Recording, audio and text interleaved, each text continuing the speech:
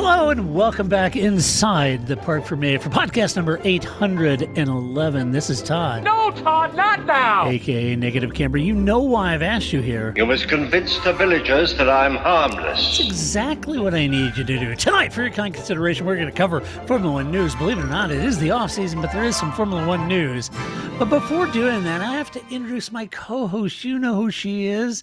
You know, it's that person nestled in our nation's capital on the right side of the nation in Washington, D.C. Well, not in the heart of Washington, D.C., on the outskirts of Washington, D.C.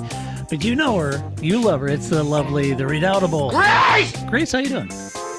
I'm doing good. I think if the metro Is comes it a to metro? almost my house, it counts. Oh, does it almost get you your house? I'm a mile away from the end of the green line. I think that counts. Ah. So if you were highly motivated, one could put on your backpack and hoof it down to the green line. You could. I wouldn't recommend that. There's not any sidewalks, but you could, I guess. And then you'd be straight to the heart of the city. Yeah, right. And it's a toddling town. I used to do it every day, all the time. Not now, but I used to. Yeah. Did you walk down to the green line? No. Yeah.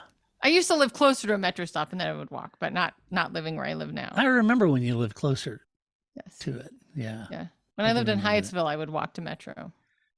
Yes. And I would say hi to everybody because I was concerned that in case I ever got stolen, people are less likely to steal you if you're nice, right? Yeah. And then maybe somebody would be on the evening news like, that lady, I saw her every day. She Oh. said hi to me. I was about 6:30. Maybe they'd find me. That's that nice lady that says hi every day. Yeah. Even though I know her. nobody says hi. I mean, people do like, but not really. Not like when I lived, Right. really in the suburbs where I grew up. Everybody Right. said hi. I always joke about that. I grew up in the Right. like honk honk, hey neighbor, not the honk honk, get the heck out of my way is how I learned how to drive. So Right. people would still be like, I don't know who that lady is, but she says hi every day. It seemed nice. I'm sorry to Yeah. hear she's missing. Yeah. Well, yeah, it's a tragedy. I'm sorry about that. Right. So maybe they'd find me. Was my No, hope. if you said hi to everyone, they would assemble a whole group and they would go out on a manhunt, or in your case, a woman hunt, and they Maybe. would go out and find you. I And don't there know. you'd be down at the coffee shop on your Mac. Or I, as I've always stated, just call Penn State. They've never had a problem finding me. When it comes to money time, they're like, oh, That's hey, right. hey, Hey, hi. Lum, Yeah.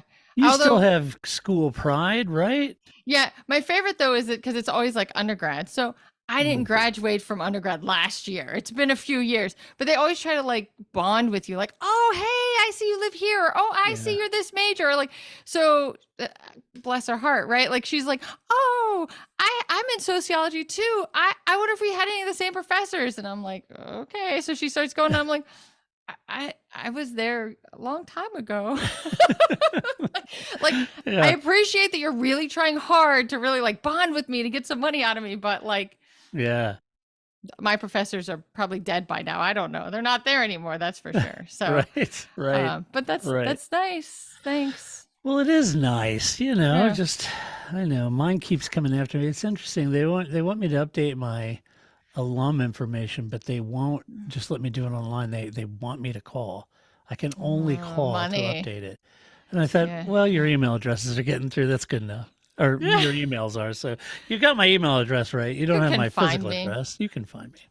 They could find If you it. really need something, if you need me to come back and fix anything or solve something, let me know. Otherwise, Yeah. Right. Oh boy. Speaking of fixing something, Grace. How's that Yes. for a segue? That is.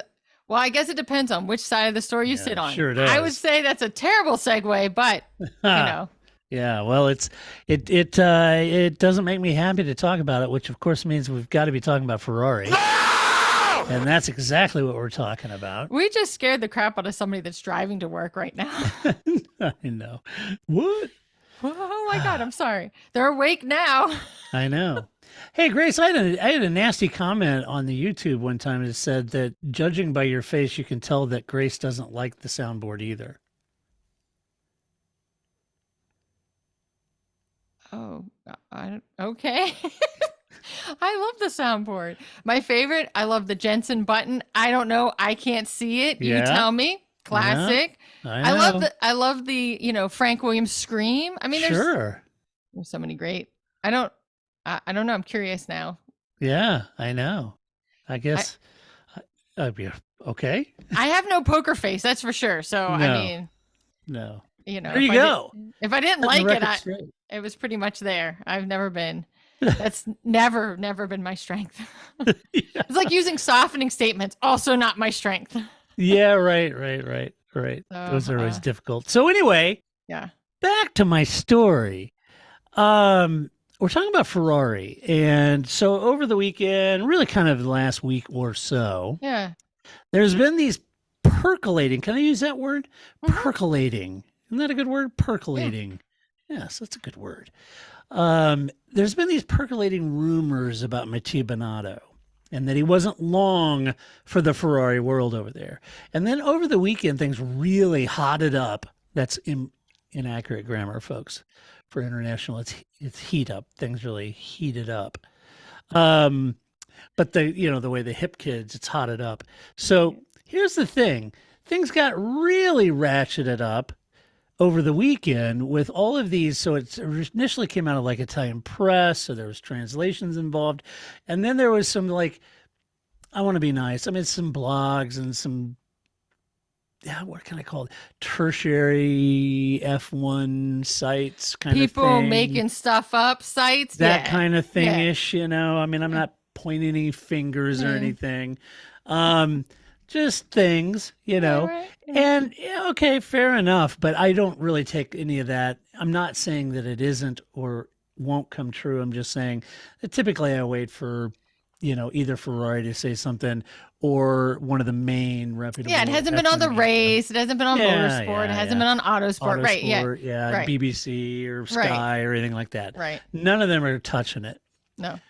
So the rumors was that he had proffered, can I say that word? Proffered. Sure. His resignation, and that there was a big shakeup over Ferrari, that he was going to be let go. So it wasn't necessarily him leaving so much as him being pushed out. Right. And that he had offered his letter of resignation, and there was a lot of scuttlebutt and speculation in these stories. And then finally today, I thought, and I'm still not posting on the website until I see something official, but today the Mail Online got a hold of it, and so did the Telegraph.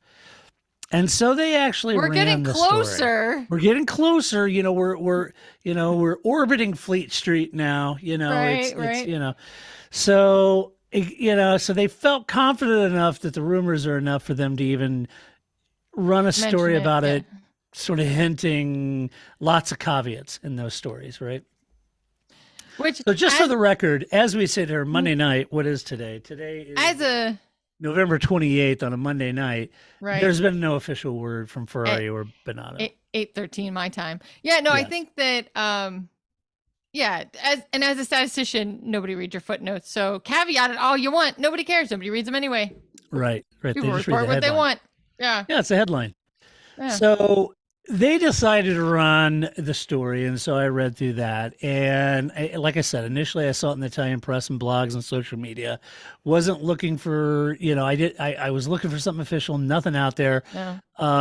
The rumors, they did percolate all weekend long. Finally, the Mail and Telegram ran the story. The articles go on to say that while nothing's official from Ferrari, the rumors suggest, and I get a load of this, that one Fred Vassuer, as I like to call him, because Fred and I are like this. Yeah, right. We're Fred, like this. Absolutely. Freddie and I, Fred Vassuer could be the choice to replace him. Yes. Now, hold that thought. I'll get back to that. Okay. And I thought, now this is interesting. So if they're going to part ways with Mattia Binotto, and Fred Vassuer is who they're throwing around. Now, there were initially also some talk, and you can see why, because remember the last race, Abu Dhabi, Sky Sports, they went and talked to Ross Brawn, and he's retiring at the end of that race, and he's done. He's leaving FOM, Formula One Management, leaving FOM, and he was retiring. So some enterprising people thought, hey, man, we're getting the band back together. Ross is retiring. It just so happens that Mattia Binotto is getting kicked out. Ross is going back to Ferrari. Sure. He's going to turn that team around, right? So there was some of that talk, and then Ross quickly rubbished all that and said from here on out he's merely a He's fan. fishing. Yes, I'm really Yes. retiring this time. Yeah, Right. he said he's just gonna be a fan at this point. Yeah. And I'm thinking, no, Ross. I'm a fan. There's a huge difference between you and I sitting on the couch watching. Right. I'm a fan. You're Ross Braun. I'm a fan. You're Ross Braun. Right. You know? And you know what Ross said? Life moves pretty fast. You don't stop and look around once in a while, you could miss it. That's exactly right. Oh, maybe. So Ross, as a fan, that doesn't work. But anyway, some suggested, though, that, okay, so maybe he's not going to be the team boss and he's not going to get the band back together.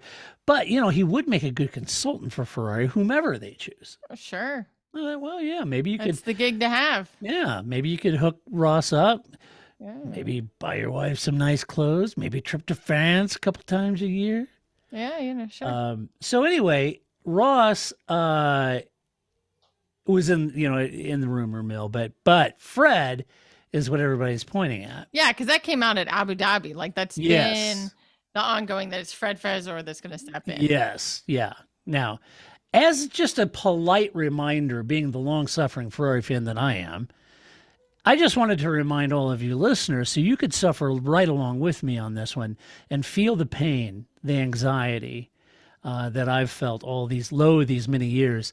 As a reminder, Ferrari, if Mattia resigns, will have gone through 4 team bosses since Jean Todt left back in 2007. First, there was, you may recognize this name, Stefano Domenicali. That's right. Yes. Head of Formula One now. He was guy. the team boss right after Jean Todt. Fan of the show. Big fan of the show, Stefano. Yeah. Yeah. And then it was Marco Mattiacci. Mm-hmm. Remember Mattiacci? I met him in Austin. Got to chat very briefly. I think we just kind of nodded and said, "Hey, how you doing?" Fine, and that was about it. He didn't chastise you. No, he didn't. He didn't do the Christian Horner. It's tomorrow. He gave you a friendly nod, right? He did. He gave me that Italian look, that friendly, dashingly handsome Italian team boss look. Right. All in his Ferrari reds. And then, of course, all of our favorite, it can not go without being said, you know who we're talking about, Maurizio, arriva bene. And it's always a big emotion. It's always a big emotion. That's what Maurizio said.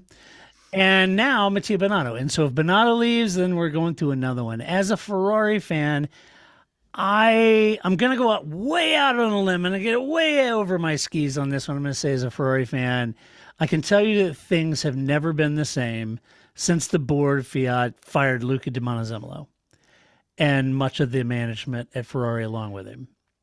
And it left this vacuum that it created, basically. And I think that vacuum played a very large role in why Fernando Alonso and why Sebastian Vettel couldn't make any ground there or win any titles.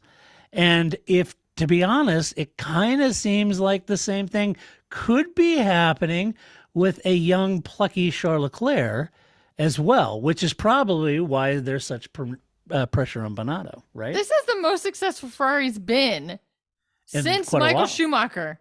Yeah. So when I heard this, first of all, my first thought was, there's no way. This is the stupidest decision anybody could make. So it's what Ferrari's going to do. To me, this is the dumbest thing ever. Why now? Even though this isn't the year of 10 wins, which everybody wants to keep pulling out, right? This isn't the year of 10 wins for Ferrari. But literally, I don't know about you, but I've been watching the last 20 years. Keep this guy. What are you doing, right? Like the kinder, gentler Ferrari seems to be working. Yeah. Not as fast as the board wants it to happen, but that's always true with senior management. That's true in my job. I'm sure that's true in your job. Shit is never fast enough for those people. But that's because my job is to be slow and diligent and to make sure it sticks and it's not just like a one-off diet kind of thing. So I just think dumbest thing ever. If they really, I realize this is just like great rumor mongering at this point, but if they really do fire Binotto, isn't it the chairman? Whoever came in behind Luca Di Montezemolo, John's his first name. Elkin. Thank you, John Elkin. I was going to say, not John Elkin, but I knew it was something like that. But anyway, if he really is like the one that's like seeding this rumor and that they're trying to make Binotto quit by being a bad boyfriend, right? Instead of having the guts to say, hey, we're going to fire you, we're just going to make it so miserable that you leave, right? Or the high school biology of you don't have to dissect the fetal pig, but the other thing is so onerous that you'll just suck it up for 2 days and dissect the fetal pig, right? So or it's going to be a starfish or a worm. Right. I don't know. We had to do all of that. You had to write like a 20-page report or something because they don't want to deal with it. So they're going to force him into breaking up with them instead of having the courage to break up with him. But I was just like, this is the dumbest thing. And then to bring in Fred just because he was had success with Charles Leclerc, that also made no sense. So you're the NFL coach and your quarterback's not doing so well. So we're going to go bring in his JV coach and replace you and say, oh, this is so much better. You're right. Right. It makes no sense. Is it Charles that needs the hyper focus at this point? I mean, I don't think so. I just think that was the reason. That's the reason why I guess Fred's name. No, I agree. Yeah, you're right. You're right. That's what they were saying. Yeah. Because he has this history with Charles, but I'm just like, we all have a history with Charles. I might wish I had a history with Charles, but anyway. My daughter does. She thinks he's cute. He is cute. Anyway, that's an aside. I just think that on top of the fact that I think they should also do a podcast about hair before he leaves, because there's a lot of good hair going on in that team, and that's a waste for the rest of us to not get that information out there. If I had hair, I'd wear it like Charles or maybe Carlos. I mean, I wish my hair was that thick. My hair is not that thick. I know. It's crazy. But and I think Mattia Binotto, he's... Yeah, Lawrence Barretto should host a podcast with Charles and with Carlos. I think Lawrence is Binotto. probably stuck in a hotel room trying to get his cowboys off his skinny jeans.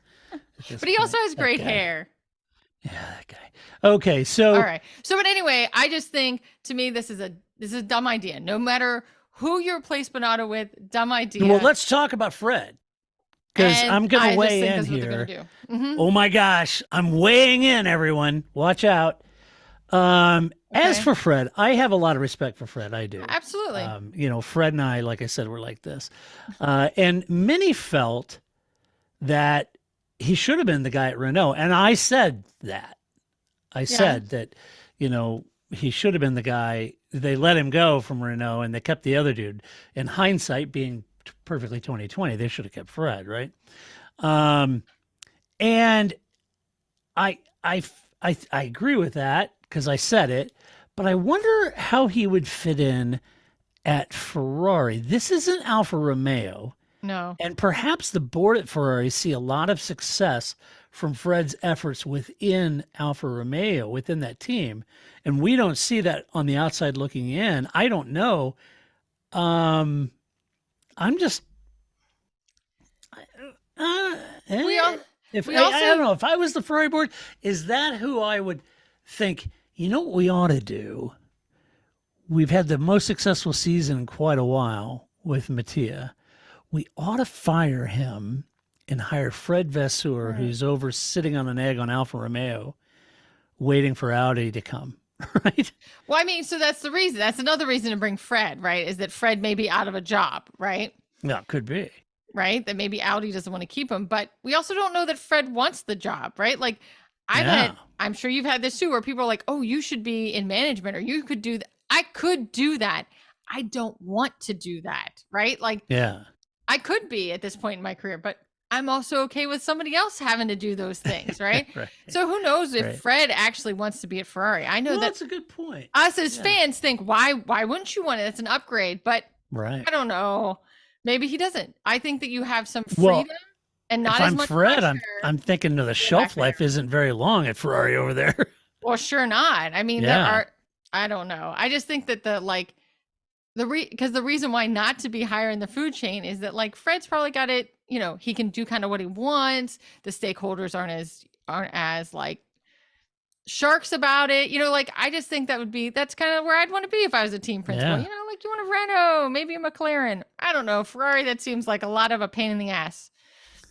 Yeah, it's kind of build those interesting. guys. This whole time we thought Ferrari was pulling the puppet strings of Haas and dictating who gets what seat there, and same for Alfa Romeo, kind of dictating who gets what. This whole time they're not protecting and moving their drivers up. They've been protecting Fred. That's it. I just Who think knew?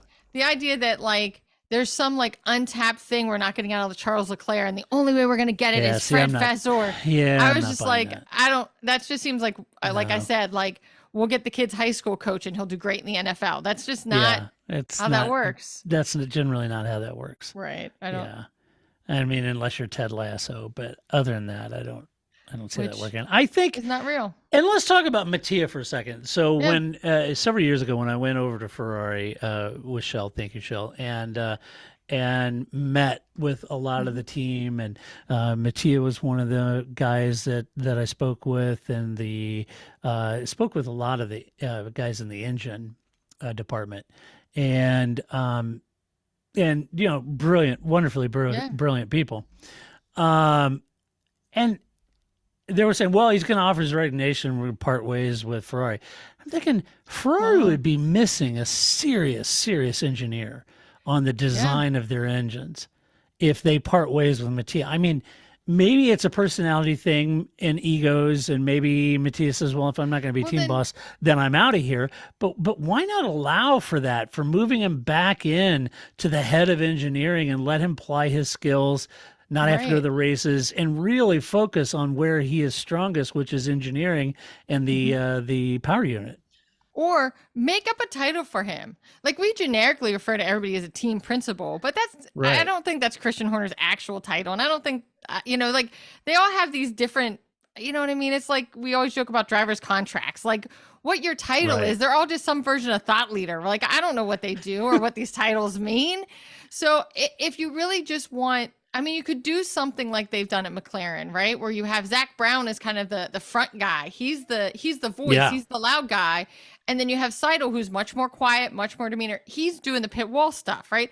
So if you don't like that Binotto doesn't sell it enough or whatever, then put somebody else in that role Yeah. and give Binotto another title that's still the same thing he's doing now, but just with different words, because just call him a thought leader and put him on the pit wall. Yeah. I just think that's so if they literally get rid of him or he leaves, then they're really big idiots, because he's been there since Yeah. Michael Schumacher. It's not I like he know. just started with that company yesterday. I know. And that's what I'm saying. Move him back into head of engineering and let him Yeah. do what he is. I mean, If you don't think he's got the chops to be a team boss, that's one thing. But just to part ways with him seems a little draconian. but I've seen no evidence that he is not good. Granted, I don't live in Italy. I'm not, in Maranello, but what evidence is there that he's not doing a good job? I Yeah. just think that clearly what you were doing for the 20 years between Michael Schumacher and today weren't working. Yeah. So the kinder, friendlier Ferrari that I like to mock seems to be onto something, Yeah, it seemed like it, and look, Mattia's not the guy making all the strategy calls there. He's got No. Laurent Mecky's doing that, and They do other have some- people. So yeah. if they're missing, some skills there, then okay, maybe he's got to address some of that. But I don't know. I feel I just think it's dumb. Don't do it. yeah, I'm Ferrari, with if you. anybody at Ferrari is listening to this podcast, or maybe, yeah, go ahead. Stefano Domenicali, please let your boys know. Yeah. Don't do it. Bad idea. Make a phone call, Stefano. Yeah. Just call over there and say, hey. Yeah. Just No. slide him a note across the desk. Don't do Right. it. But but that's why I said the second I read that headline and I was like, oh, this is the stupidest thing ever. Oh, it's Yeah. exactly what they're gonna do. On the flip side, I was wondering if there isn't another team boss from like another series that might be worth looking at, like someone from the WE series, or even, one of the main guys of their hypercar program that's in the WEC, Right. If there's not another team boss, think like go poach the head guy at Toyota Gazoo Racing, maybe there's another team boss in a different series that could bring a fresh, Be a fresh Yost Capito look, or a fresh Mike Crack look, I don't know.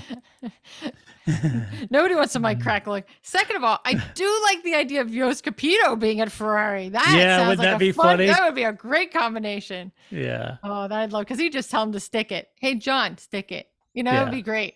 I know. He'd use more colorful language, but yes. But as we know, being in business or anything else, it takes time to gel. Yeah. And, it takes time for the system to gel and for their efforts to take root. So if I was Charles or Carlos and they're thinking about ditching Mattia right now, I know it's going to be a slow another process. 4 years, right? And I would be concerned because Domenicali through Binotto wasn't instant change. No, that was never part of the equation. So it doesn't happen instantly. So you get rid of Binotto and you get new person. I'd be worried about it. Plus, you also always gain and lose all the other people between driver and team principal, right? Yeah. Because right. I mean, I've left jobs because I'm like, oh, you're going to make that person my boss. I don't think this is going to work. I'm going to go somewhere else, right? So whether, even just to move different areas or different projects or something like that. So I could see that too. Like, as soon as there are people that are going to be like, I have to work for that guy. I don't think so. I'm out. Right. So you're going to lose all that staff as well. Or you could, all that staff in between. And that's why you're saying it's like a 4-year process. Who wants to go through that again? Yeah, I guess it's much like buying a car. It is always cheaper to keep the car you have running than to get a new car. Yeah. So I don't know why you would bail on him now. I just think this is a very simple George Russell, bar chart. Success, Michael Schumacher. Oh, success. Right. Don't fire him now. Right. You're finally seeing a bump in your bar chart. It would probably be a line graph, but it's difficult over there with Ferrari because just a lot of personalities over there. Oh yeah. A lot of egos over there. And when you look at it in aggregate, you had Fernando, you had Sebastian and couldn't deliver world titles for either of those days. You've got Charles. The issue isn't Charles doesn't need a driver coach and Fred Vassuer. No. The team needs to get itself sorted. Right. It's got to fix its reliability issues. It has to fix its strategy issues and those kind of things.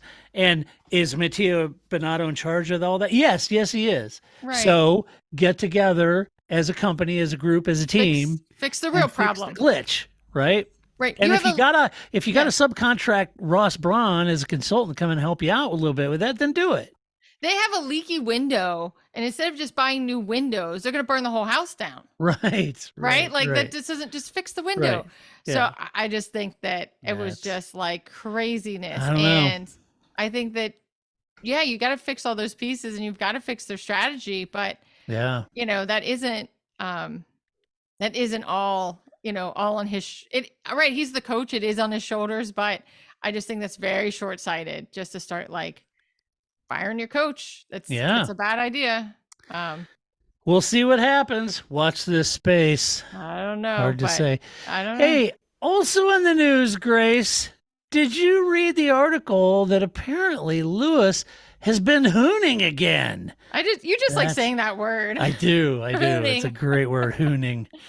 No, if you're new, I feel like that's like something like if somebody brought your daughter was hooning, she better never what's hooning, right? Like if I catch you out there hooning again, right? Yeah.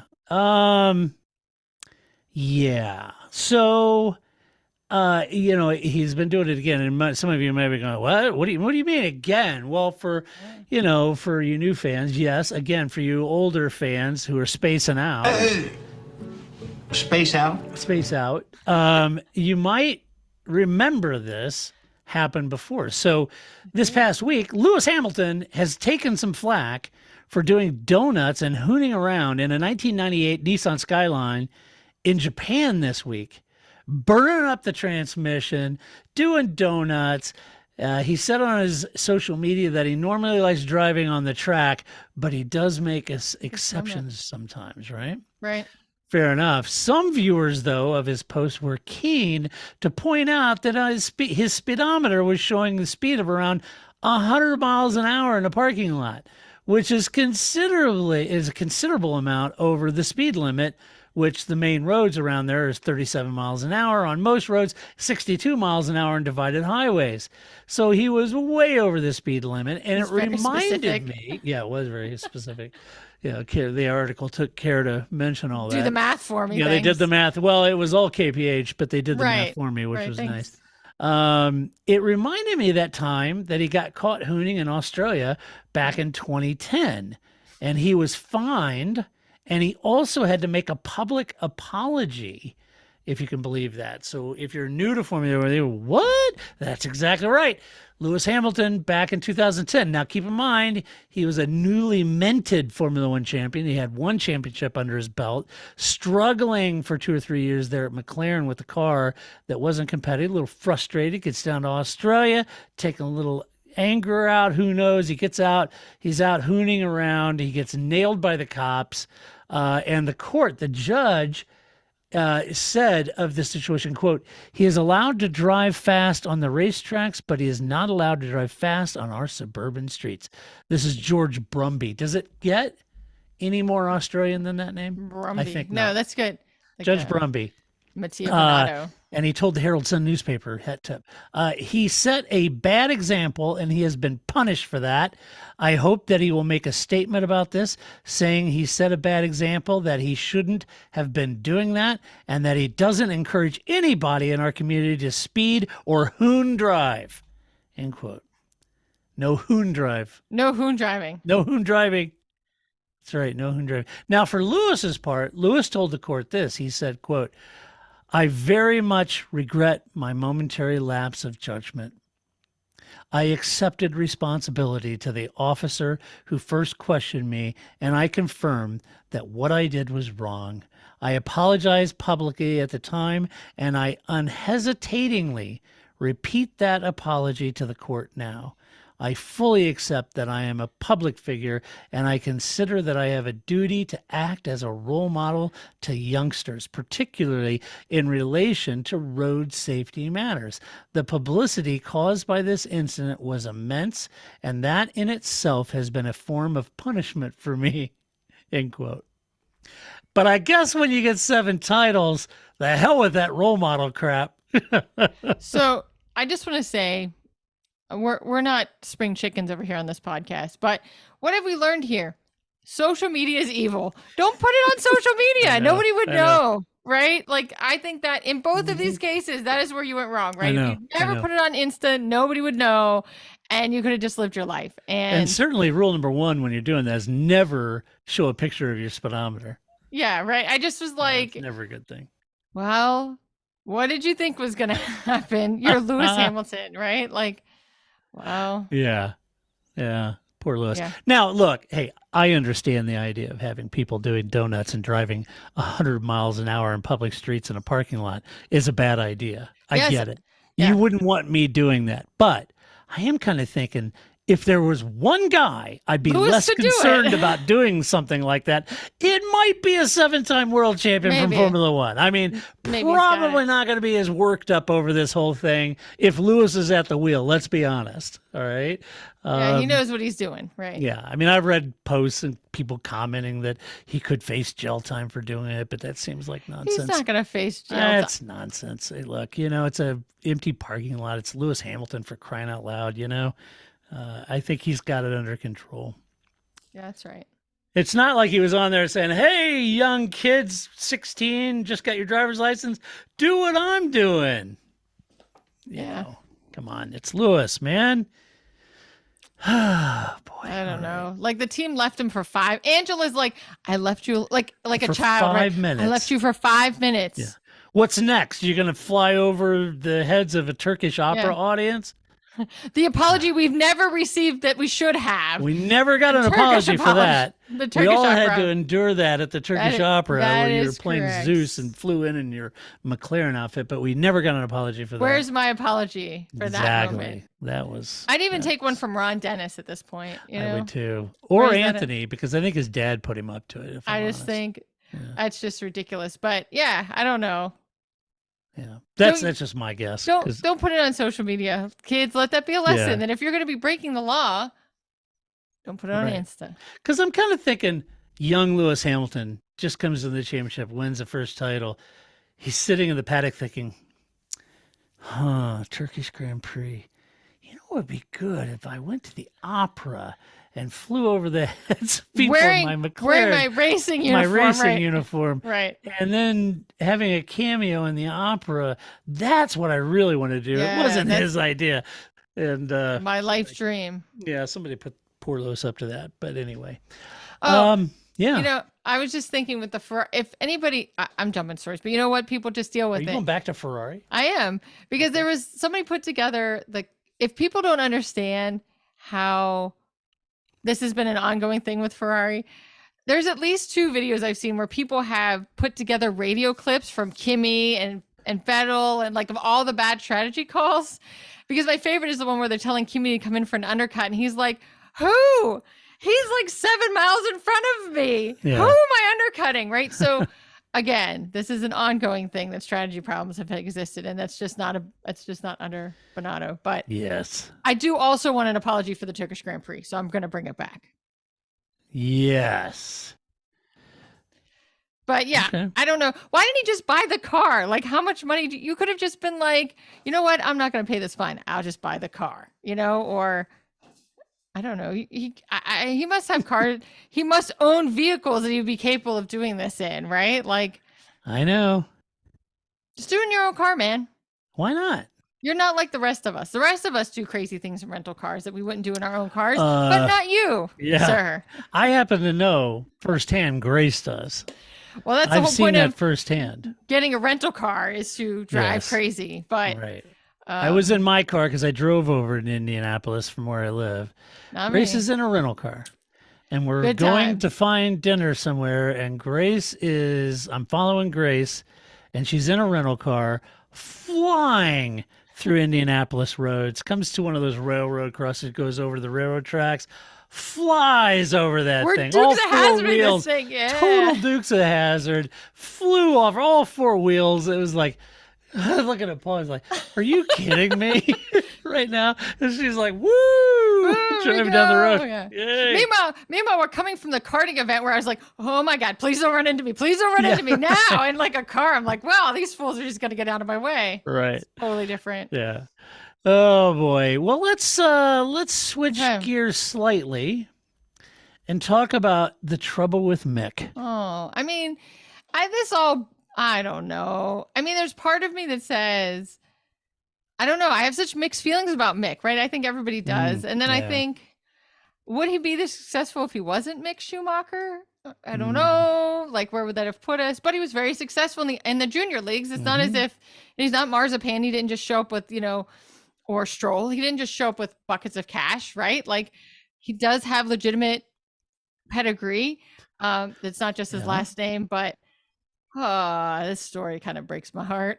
Well, that's a tough one. It is. Well, I was reading a report from the Express this morning, and it seems as someone has put a pen to paper with a calculator, and they've calculated the amount of damage that Mick Schumacher has caused Haas during the 2022 season. It was billed. It was billed, by the way. It's the same people. The same people that did the kilometers per hour to miles per hour conversion in the last story. Right. They're just thoughtful folks over there at Build. Yes. Always doing the math for you. Doing it Always for us. doing the math. Yeah, that's so nice. Flip your variable. Okay. So it suggested that Mick has cost the team, are you ready? £2.5 million in damages. And played a large part in the decision, and it didn't help when Gene Haas said he was too expensive. And it's one thing if you're Max and bringing massive points, and then to have a crash, that's one thing. They deal with it. But when you're at the back and you're crashing, that doesn't work, and the team doesn't have the money. But that's where the crashes happen, because those drivers aren't Max Verstappen, because then they'd be at the front, right? It would be interesting to know what does Lewis Hamilton or Max Verstappen cost in a year or two? Like, I don't know, 2.5 million pounds sounds like a lot, but that's because I'll never own 2.5 million pounds. So it seems like a lot. Right. That's like, Red Bull's, catering bill. Yeah.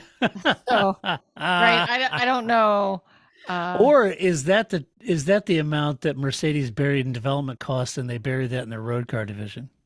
Maybe, or it's at the bottom of the lake at Woking. I just think it would be interesting to know, like, how much is Kevin Magnussen or Nicholas Latifi or somebody, I don't know. I just don't have I imagine Nicky cost quite a bit. That's what I'm saying. Like, I'm sure he's at the 2.5 million pounds. Well, just do Kevin. How much does Kevin cost? Right. Something comparison. Cause it just sounds like a lot, but it's just a number. It's by itself. I don't know really what that means. Right.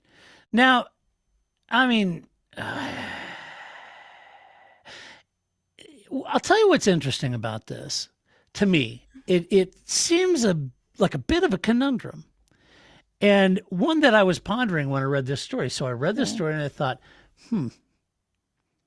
what does all that mean? And what do those comments mean about him? And he was saying, rookies, and Gene was saying, I mean, bring a rookie in, he's crashing. It's one thing if he's max delivering a bunch of points, we'll deal with it. But when you're at the very back crashing, it can't afford it, and it ain't going to work. And I thought, okay. So what does that tell us about rookies and cost caps? So one thing, not so good. All you veterans out there will know this. You guys, you all know this intrinsically. Formula One has a great history, a rich and vibrant history of making regulation changes without ever really thinking through. They're wickedly pragmatic, which is unfortunate, and not very prudent. And they don't think through all the permutations of a regulation change. Yeah. Not very prudent, right? Not very prudent. Not going to do it. Not going to do it. So this is a perfect example, or could be. Yeah. Let's see what happens.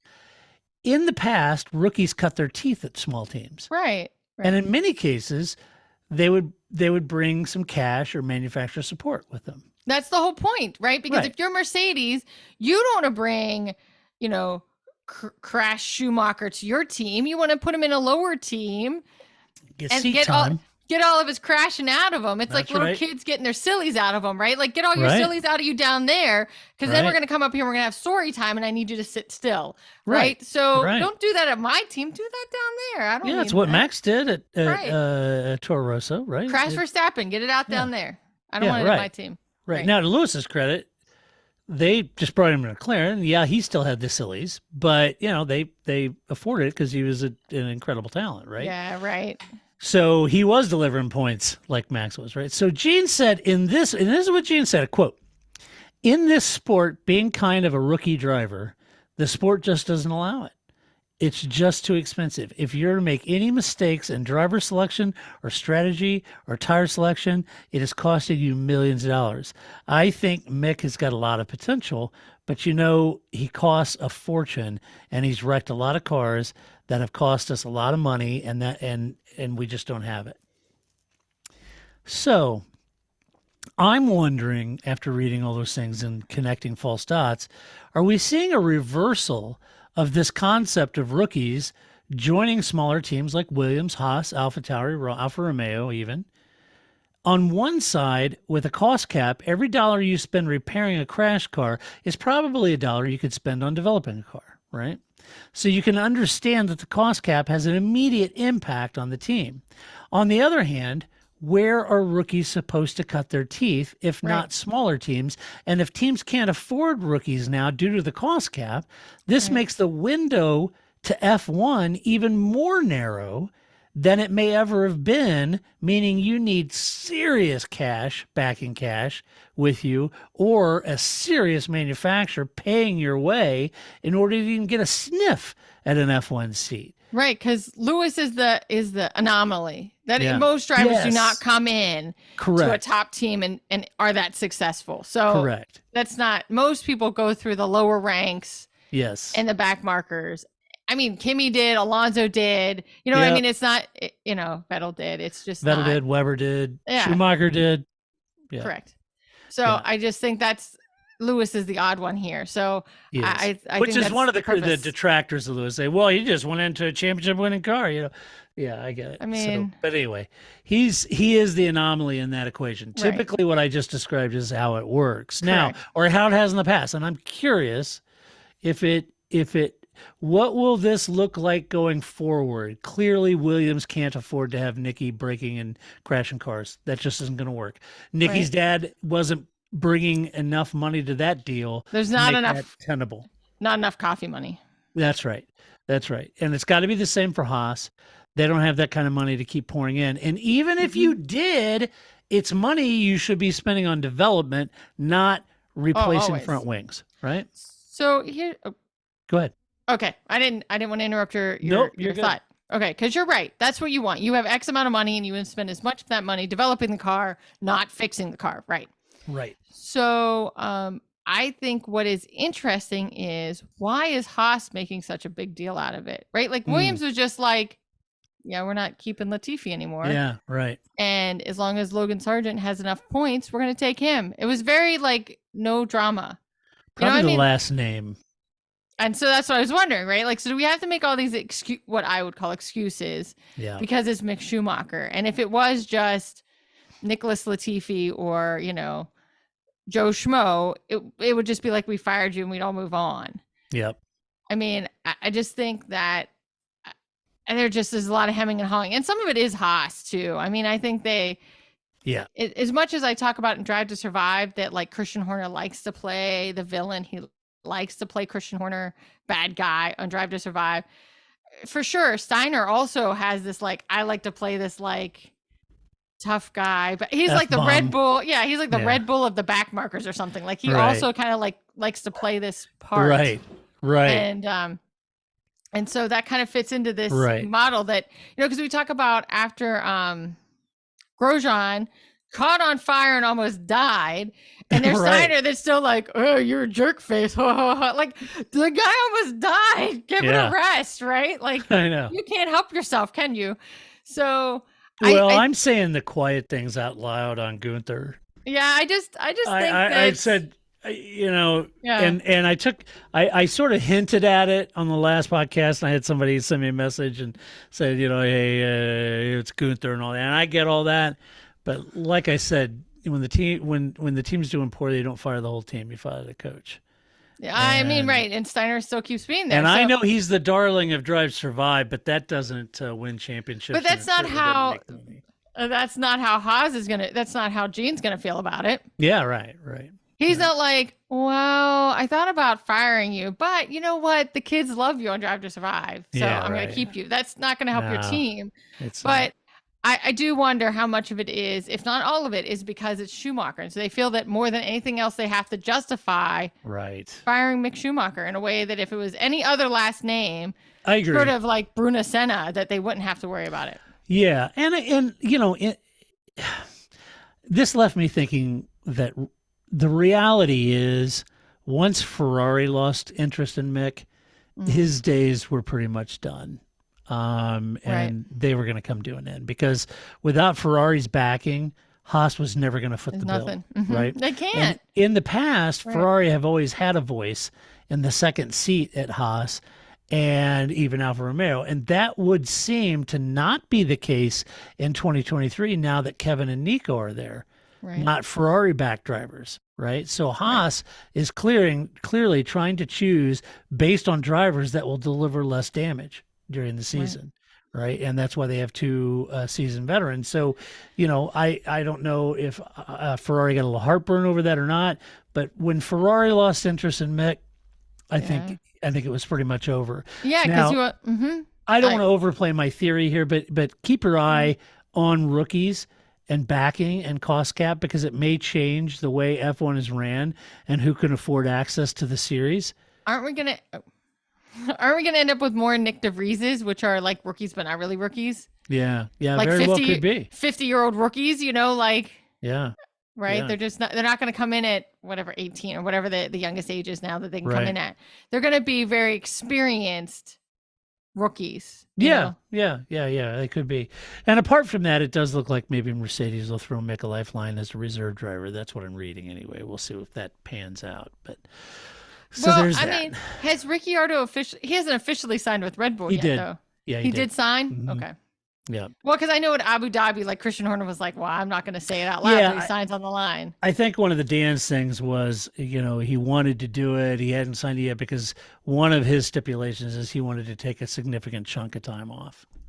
Oh. Like he didn't want to start January 1st and start having to go Yeah. and to the Red Bull. I think he wanted to take a few months off just to try to Get collect his his head right. thoughts. Yeah, which is what he needs to do. Because I think in the end, Lando didn't beat Dan. To be honest with you, Dan beat Dan. I kind of feel like. You know? I was just thinking that same thing, that it's like, if there's any time in his life, I mean, I think that was very clear from when he went to Renault that he kind of had to get his head right. I think that, he really does this, because this is it. It's kind of like Checo.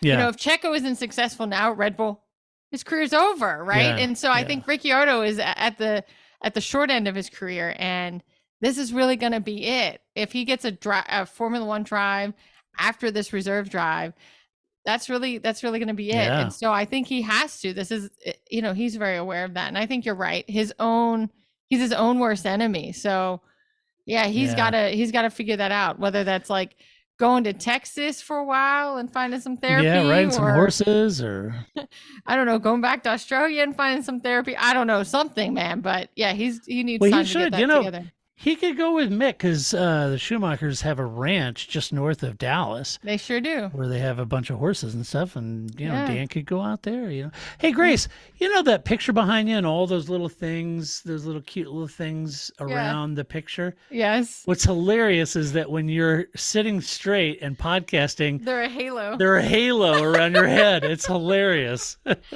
I know, it's the way I'm positioned, but anyway, and as you can notice, I'm slowly transitioning from the sugar skulls of Halloween to the Hanukkah penguins. They're slowly starting to show up, right? Yeah. But I haven't quite gotten them all. I didn't get, somehow, 5 days off at Thanksgiving, and I didn't get all my penguins done. But that's awesome. Slowly, hopefully before Hanukkah gets here, all my Hanukkah penguins will be up. But it does. It's because of where I've set my camera now that I have like a little sugar skull halo going on. Halo, your sugar skull halo is awesome. Let's do some Albin's Cats.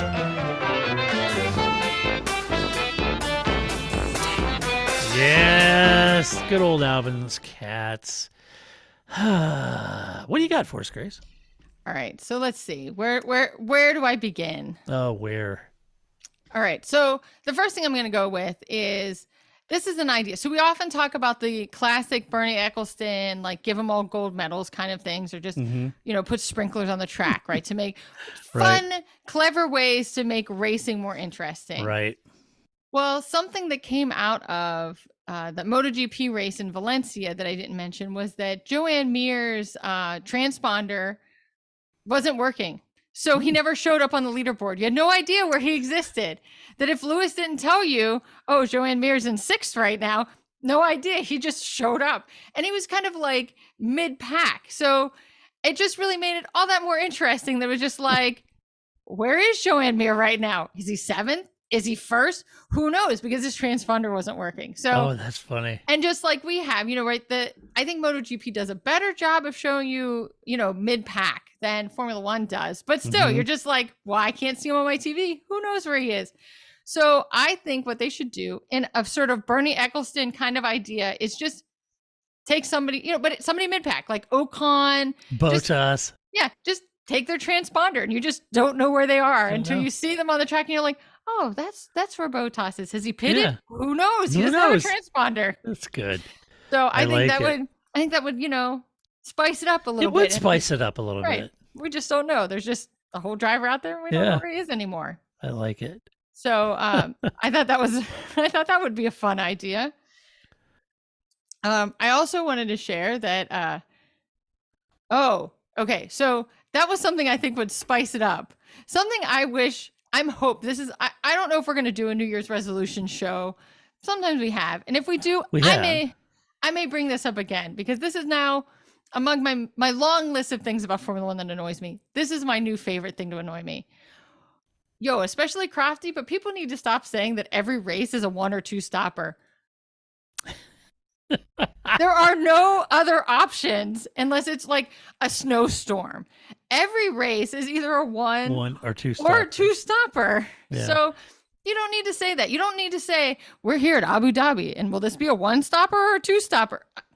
They're all one or two stoppers. Right. You don't need to right. tell me that. Well, it's interesting because one, and I don't give them enough shout out. So for all of you that work at Pirelli, big shout out to, and in particular their marketing group, because they really do a very good job of sending out a lot of content. They sure do. Over a race weekend. So kudos to the whole team at Pirelli. You guys do a great job. Yeah. And I love your tires too. But anyway, they'll even, before the race, they'll say possible strategies, right? And so one or two they'll stopper. run both. They'll run, it's a two stopper, which is the quickest, and then a one stopper, almost as quick, but they'll run projected laps and box and pit windows and that kind of thing. And I think it's great. But even I kind of feel like, at some point they're guessing too. They don't know because they're not going to know exactly how much downforce the Merc or the Ferrari has on or whatever. And they may have a little more degradation than others. And it's difficult to know, but they get really close with their strategy. But, there's a lot of things that happen. And I just kind of feel like the press gets those and they say, well, it's going to be a one or two stopper, Right. Like I don't, thank you. Could be. That was not very useful information that it's going to be a one. Nobody's or putting a two-stopper. stake in the ground saying the fastest way around this track is a two stopper. Well, I mean, that's just as redundant, but yeah, I don't know. I've decided that I've had enough. You've had enough. Damn had it. That's every race. There's no refueling. That's every race. So it is. What other strategy is there to run? They have to run at least one. So right. They have to stop at least once. So right. I don't know. There's no guesswork there. I also know that I don't get to do the race week podcast. So that means that I don't often get to comment on the gems that happen during a race week. And then I have to bring them up 7 weeks later because now Formula One runs 8 races in a row before an off 3 week. triple headers. Yeah. Right. So I did, this is recent, right? So in Abu Dhabi, I love that Charles Leclerc refused to sit next to Max Verstappen. He's in the stew room, right before they're waiting to go into the podium. And he's sitting across the room in another chair, drinking his OJ or whatever. He gets up, gets more water, sits back in that chair. So he had an opportunity. He could have sat next to Max if he wanted to. Didn't want to do it at all. So first I thought, well, aren't they friends? I think that Charles Leclerc and Max Verstappen are friends. And then Flip pointed out, no, see, Max Verstappen talks too much. That apparently all he wants to do in that moment in the stew room is talk about the race. And then this happened. Did you see this happen? Did you see this happen? I didn't realize that Max Verstappen is actually Alicia Spargo. Then it totally made sense that Charles Leclerc just doesn't want to sit by him, just like how all in MotoGP, they're just like, Alicia, just shut up for 5 seconds, right? Because that guy never stops talking. So I like this. This is a clearer narrative to me about Max Verstappen as a human being, as a driver. In the stew room particularly, Checo has to sit by him. Checo has to listen to this. Charles Leclerc is his friend and was like, no, man, you're Alicia Spargo and I don't want to listen to it. I'm going to sit over here and drink my orange juice by myself. So have a nice day. But I love that visual of him just not funny. Sitting by them. I refuse. I refuse to be here. Yeah. Poor Max. It's not easy being the extrovert. And I don't know that it's so much the extrovert. It's what he's extroverting. Well, yeah, you listen to him and he is, after everyone, he's talking about the race and, it's flat out. Do you have degradations? And a lot of that stuff as a competitor, you don't want to share, whether how you took those corners or how much deg you were having or, some of those incidents, you don't want to talk about. Right. And so, or it's I think we all know those people that we've worked with that you go to the happy hour or a coworker's wedding or some sort of offsite thing. And that person can't talk about anything but work. We're not at work. The whole point of the after work happy hour is to not talk about work. Nobody wants to talk about TPS reports. We were just writing TPS reports for 9 hours. Shut up. Right. So that's how I feel Max is. He's that coworker we've all had that just can't make small talk that isn't about work. Nobody cares. So yeah, I just love that idea that Charles was just yo, You're my friend. I ain't sitting next to you. See, I think it's that Max doesn't. He's probably like me. He doesn't like small talk. Maybe. It sucks the life out of me. Yeah. And I don't mean that to be mean. It's just that, when I meet someone, I would much rather learn about who they are. Right. And talk about interesting things they do or whatever than to talk about the weather. Yeah. Yeah. So maybe that's it. So if he's not going to talk about the actual race, then it's not like he's going to sit around and talk to Charles about the weather, I could talk about his cats. Probably. Yeah, maybe. I mean, that's what I would talk to him about once I found out. Well, you would, of course. I mean, that was like that may be the only redeeming thing I have to say to Max Verstappen is, Right. How are the cats? How are the cats? That's all I got. Do you have a calico kitty? Yeah. Your dad's a jerk. Your mom's pretty much a jerk. So what's going on? How's it going? How are the cats? I don't know. Is it weird that you're raising some other driver's son? I don't know. Is that a weird thing? I don't think you can bring that up in polite conversation. So I'll just talk about the cats.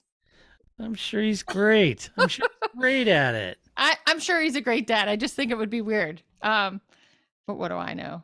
I'm just there for the drama. Again, I just want him to be married. It's because, Daniel Kvyat's kid, isn't it? Yeah, it's Daniel Kvyat's kid. Yeah. And so I just love the idea of like, this is the two most dramatic families being married to each other. This is like the stuff of Dynasty. I know it is. Please marry and each now other. you got Max, and he's with a Brazilian woman who was with a Russian guy that has a Brazilian-Russian baby that a Dutchman is raising.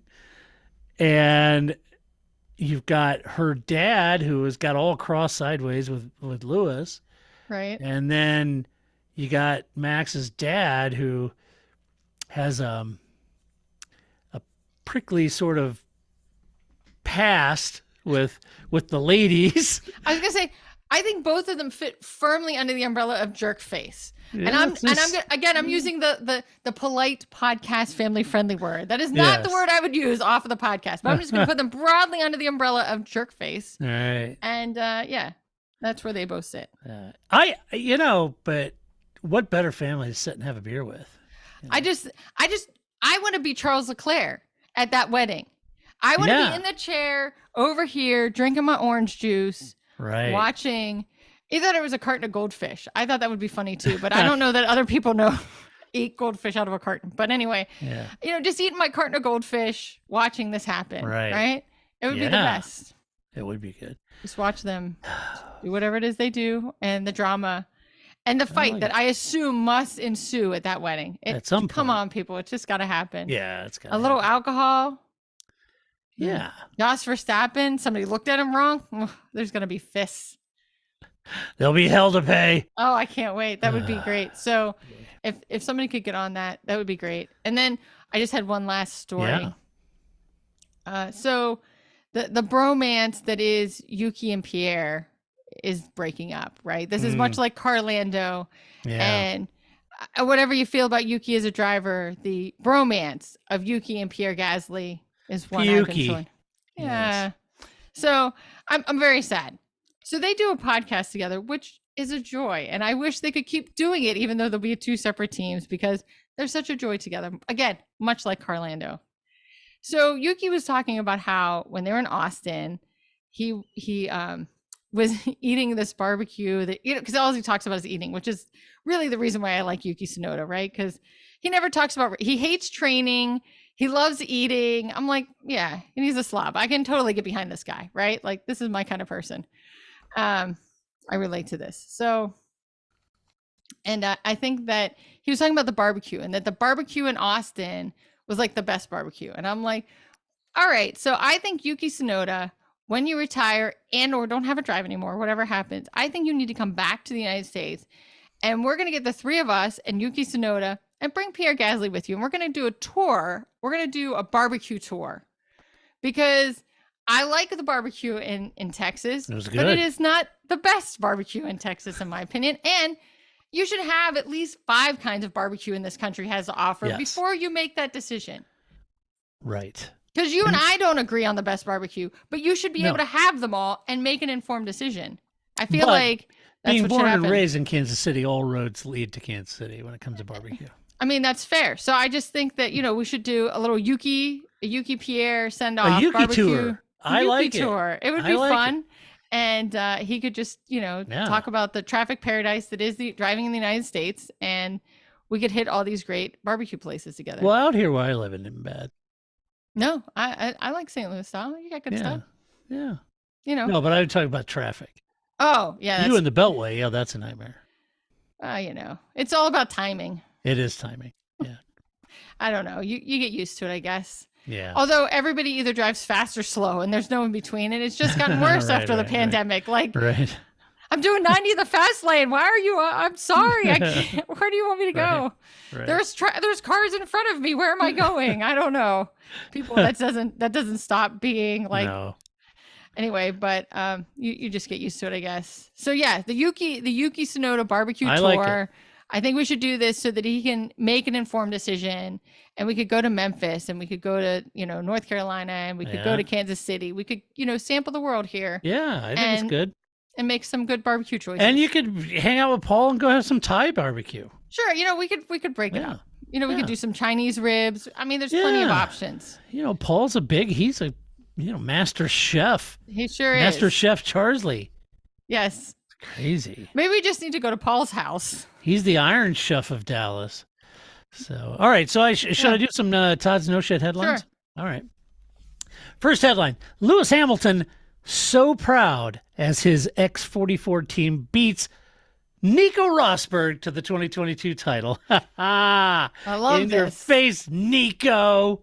I love it. I was so happy. I'd be lying when I saw this, because like I said, I try not to read the headlines because it does kind of ruin the instant joy of the headlines. But I was like, Yeah. oh, this one's got to be in there.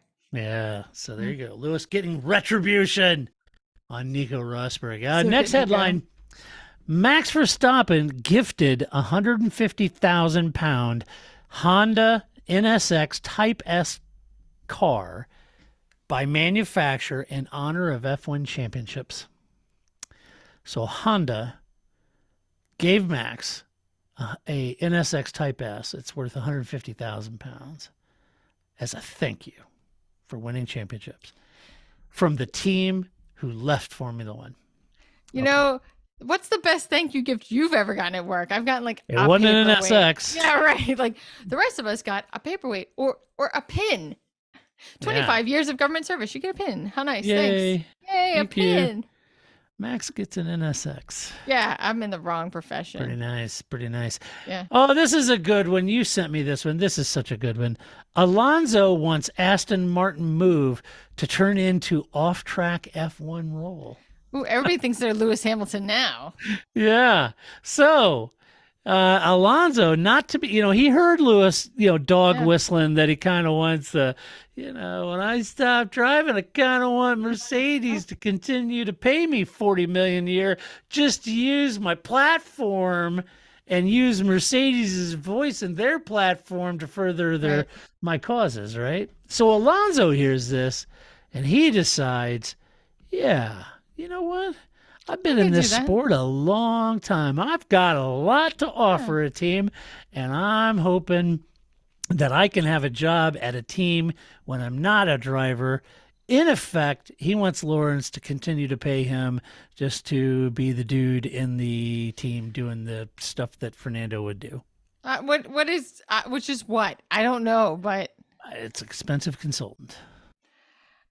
I guess Otmar. He will just shadow Otmar is what he'll do. Like He could be Otmar's Otmar's wonderful. Angela. yeah, yes, There it is. Otmar's Angela. You That's could be it. Otmar's Angela. You could follow him around with a little fanny pack with Yes. Otmar's little scrunchies.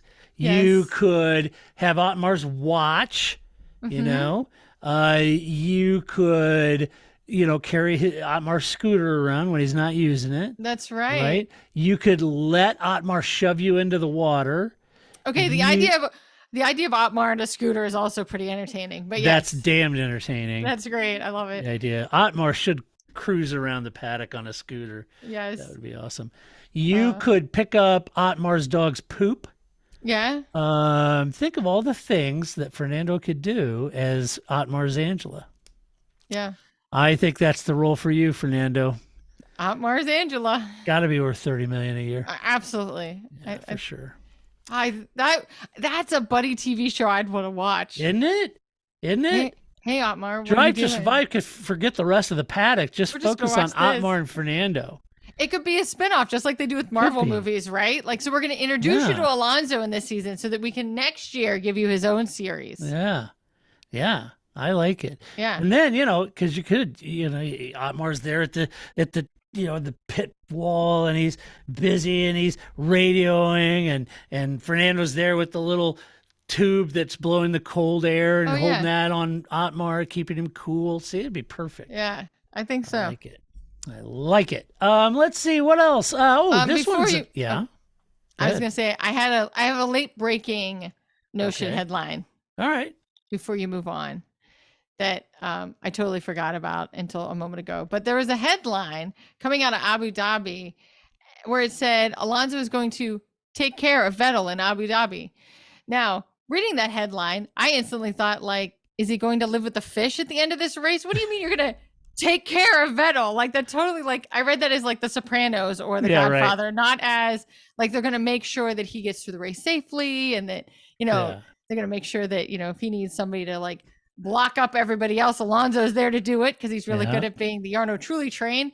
So I just thought the headline of, though, Alonso's going to take care of him, I just thought was great. Whoever wrote a lot of that. stuff at the bottom of McLaren Lake, Grace. I just thought, really, you're going to take care of him? What does that even mean? Why would you use that phrase? Well, clearly he didn't take care of him. Did you? I didn't see it. Did you? Did anyone else find the Dairy Queen ice cream cake for Sebastian? No. No. And clearly nobody stopped Lance Stroll, so nobody took care of him. Nobody took care of him. But, poor Seb. Now Seb lives at the bottom of the ocean with some cement shoes. McLaren Lake. Yeah. He's down there with the Ferrari technical manual. Outside He's reading it right now. Probably is. All 5 pages of it. You fill the tires with what? What? Let's see. Next, this is going. F1 popularity continues to surge in America as ESPN announces record-breaking 2022 viewership figures. And just if you're wondering, the numbers were a 28% year-on-year increase with an average of 1 million viewers per race for the first time ever in America. Wow. So, and I know what all of you in Europe are thinking, gosh, there's nothing better than a whole bunch of casual American fans, right? All you football fans in Europe are going, oh. Those jerks. Speaking about people that fit firmly under jerk face, right? Like, yeah, here. You're not going to say Lionel Messi. No, I meant Americans being into sports that other people feel we shouldn't be in. Yes. Yes. Yeah. Okay. Jerkheads. The jerk faces. That's the American. Jerk faces. Right, ruining everything for the rest of us. So, no, I think that's pretty impressive. It is impressive. I bet Lee and Habbo and Steve are wishing they were still calling, because I wish they were million people watching. Yeah. This is the halcyon days. And especially because Speed Vision never just like cut it off like they do on ESPN. It's like clearly ESPN is paid for 2 hours and 2 minutes. And if it's 2 hours and 3 minutes, mother's polish. We're done. Mother's polish. There's nothing more, right? And I can't remember the gal's name. It's the NASCAR driver's wife that does the things. But Flip's not within earshot. He would know. Yeah. But it's funny. I mean, she looks like a really nice person, but it is funny because you can tell they would have, because just brings in a series of clothes changes, and they just record the whole session for the whole year, at one shot, and they're all like winter clothes, and it's the middle of summer and she's got winter clothes on. So I don't know. It gets cold. It does get cold inside in a studio. It sure can. This one, So I thought, there you go. Now you know. Let's do some mailbag. You've got mail. Why not? Let's do it. What the hell? AOL. Everybody knows what that is. It's great. Yeah, like, are you young people? You've got mail. That's what AOL, America Online, used to say in their email thing when you got Can't believe I have to explain that. At the best, somebody's gone, isn't that a Tom Hanks movie? Yeah. Well, Right. so in that same podcast, Yuki does reference being in Texas and buying clothes from the old 90s. So, which The old 90s. The old 90s. And I said, I'm pretty sure he's referring to 1890, the Yeah. old 90s, not the 1990s. Right. Right. The old 90s. My.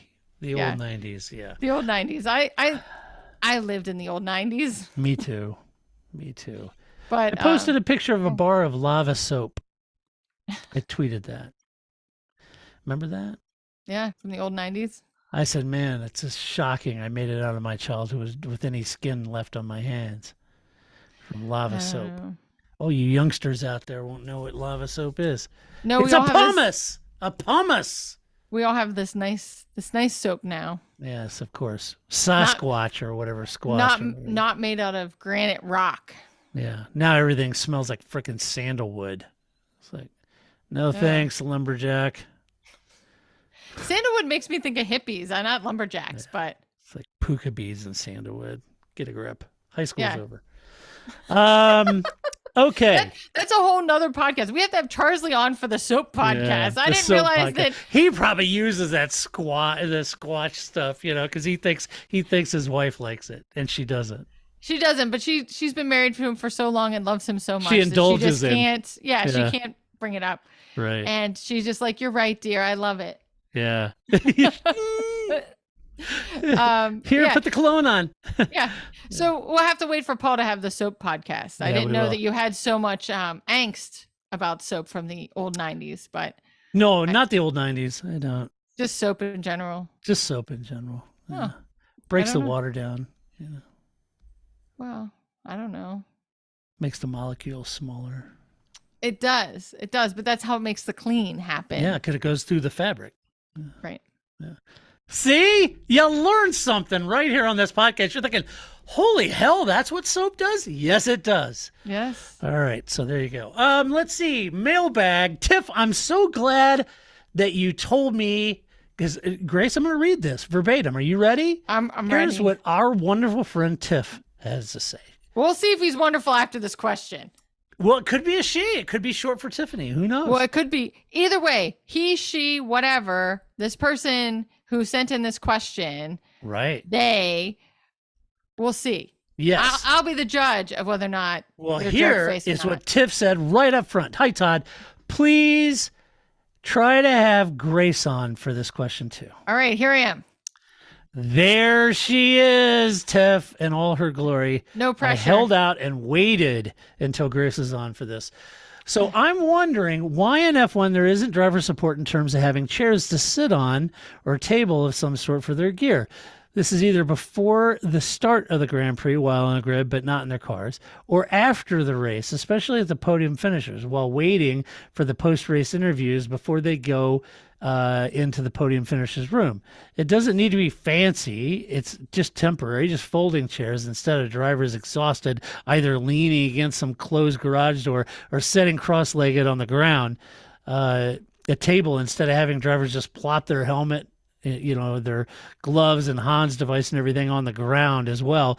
Doesn't seem like that's asking too much to assist the drivers in that manner.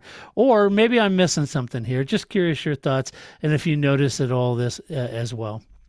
Okay. Love listening to your podcast. Thanks, team. Well, you're welcome, Tiff. Thanks for listening. Yes, thanks for listening. I appreciate it. And I think that what the solution is, as you all may remember, the first couple I know races where you're going. post pandemic, where they had the little remote control, little trophy stand, so that nobody had to be near each other, and it just like rolled the trophy out to you very jankily, right? It kind of rolled it out to you, gave you your trophy, and then rolled it back. That's what they need to have for their drivers. Get those RC remote control cars and some boxes on top of them, and then they'd have a nice place to put their stuff. See, that's not where I thought you were going, but Oh. I like that idea. I like the RC I cars. thought where you were going is here. Okay. You have 3 of them sitting there. Yeah. You know how much you and I love tire sitting. Oh yes. The cars are there. Just have them sit on the Sit on tires. tires. Yes, that's a good They idea. do it too. every launch, every team photo. They have drivers set. So this is then an you just- old thing for And you you just new put listeners. all your crap on your You seat. just put it on or the nose cone of the car. Yeah. Whatever, right? So you could just sit on the tire, and then you could get what's his face to come over and interview. So this is an old thing. I do need to clarify this. So long. It's a different ago, what's his face at every race. It is a different what's his face, or what's her face. So this goes back years. Grace and I, every single year, they'd have the car launches, and they have their true drivers sitting on the front tires. They used to be something every year, right? Like in the early Yeah. 2000s, they used to be Yes. confetti guns, music. Yeah, it used to be thing. big events, and then they tried to start to do them online, and they just have the drivers come off, and they pull the curtain off the car, and they have the drivers sit in the front. It was obligatory. Yes. It was almost required by Always. law that the drivers sit on the front tires and get their pictures. So Grace and I are Right. like, oh my gosh, I love it. can we get more creative than just having the drivers sit on the front tires, please?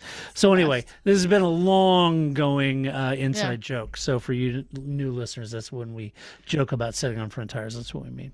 Yeah, It's been always. done to death. All right. That would be great. They could totally do that. Just roll the car up and Get sit on the those- tires. Yeah, get the little jack, roll your Yeah. car over behind you, have a Yeah. seat. You could set the person doing the interview on the other tire if you want. You could just reach across the nose. Yeah. See? And you sit there with all those sponsors and all that eye candy right there, and you could say, Right. here's the driver who finished second. This Right. is his steed. See? There you That's go. right. I think it would be fun. I think that's a good idea. Solve your problems, F. I There you don't go. know why. I mean, that's a good point. Why did they just have to put all their stuff on the ground? I don't know, because Eddie everywhere is measuring everything. I don't know what he's Eddie doing. everywhere. I mean, right after why don't they just give IKEA bags? If you ever go to an IKEA, they have those big blue bags. Yeah. So you have to have all your crap with you to get weighed, right? Thank you, Michael Schumacher. So you go over, you get all your crap, you get weighed. Just take all your crap off, put it in an IKEA bag, put it over your shoulder. Yeah, Those take things the hold Swedish everything. meatballs out first, but then put it in the bag. Always, they're delicious. But Yeah. you could have like your 25-cent soft serve while you're waiting. Right. It would be great. I think Yeah. IKEA bags. That's the answer. IKEA bags. Yeah. They hold everything. And then if you need some flat pack furniture, you're ready. Yeah. I like it. You can make a Ben Solyem bags. I like it. Hashtag Eddie everywhere. That's right. He is everywhere. He I is just think everywhere. this is a good The man is a menace. this needs to be solved at the highest level. All Or just right. a basket. Yes. All right, let's get out of this podcast. It's All right. too long. People are always pissed off because we Listen. get too long. Okay, I'm just going to say this now. People who get pissed off, we have 14 weekend race episodes starting today until the first race, the 5th of March. Stop. This show will be as long or as short as we want it to be. It's the off season. We have to fill it with whatever we can, especially because in 2 weeks, there's going to be nothing. Yeah. And we don't Yeah. have nearly as much testing as we usually do. We only No have one. room. No, nothing. So it's just going to get long and filled with stuff that's random, like soap or Yeah. cheese or whatever hopes and dreams that we have as your friendly neighborhood podcaster. So just, if you don't want to listen, come what back. else you going to listen to, really? I mean, Or- and let me just say this right now. This is directed to you, Ferrari. All right? Directly Yes. to you. Whoever you hire to replace Mattia Binotto Don't replace had them. better bring back Vroom. Oh, absolutely. Okay. So I take it back. I'm Just like, nobody putting it should out fire Bernardo. But if they fire him and they bring back Vroom, I'd forgive them. Yeah, that's fine. Bring in right. whoever That you is- want. If you Hire bring in, Fred. I don't care. as long as he brings back Vroom, Bring fine, back Vroom. Fine. Because the idea and I mean, it would have been good last winter because they would have been out on some, snowy mountain in Grenoble and Ferrari would have been, or in the Italian Alps, and they would have had Ross Braun down there, in a dicky and a parka, on a sled. It's just so good. It's so I just think some snowmobiles, I think, Ugh. yes, hear me now. That is So the good. only way I would accept somebody new heading Ferrari is if Me they too. come back from. You're right. Got to bring back Vroom. So, yeah, so people just be prepared. It may take you 2 commutes to listen to this podcast. It might. Live your life. It's the off season. Enjoy. Yeah. All right. So that does it for this week. But a huge thank you to our patron and supporters. We could not and would not do this podcast without you at all.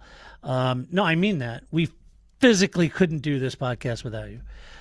So if you are not a patron supporter and you would like to be, because it's the holiday season, why wouldn't you? You can do it for as little as $1 a month. I mean, really. You can go to our website. On the right-hand side says support us, or at the very bottom of our website, far left side corner says support us. Click on that, takes you to the Patreon support. And if you like the podcast, you can go over to iTunes, give us a really good rating, give us some love over there. We'd appreciate that, or wherever you listen to this podcast, whether it's Spreaker or whatever podcatcher you listen to. Podcatcher? Yeah. That's really what they're called? Podcatchers? No, I don't know. That's what I'm calling them. I like it. Podcatchers, like a butterfly catcher. Right. Or dog catcher. Podcast app, whatever you use. No, it's podcatcher now. That's It's forever. like the dream catcher, but it catches podcasts and keeps you safe at night. That's right. Keeps all the evil spirits away. Right, the right. podcatcher. It's the evil spirits, you know. I like it. Podcatcher. So anyway, do that. Check that out. Share your opinion as always with just decorum, civility, because that's what we like. It's the one rule we have at our website. No personal attacks. Disagree all you want. And until next week, when Grace and I come back to do it all over again, this is Todd, a.k.a. Negative Camera, saying so long, Grace. See you next week. That's it, man. Game over, man. It's game over.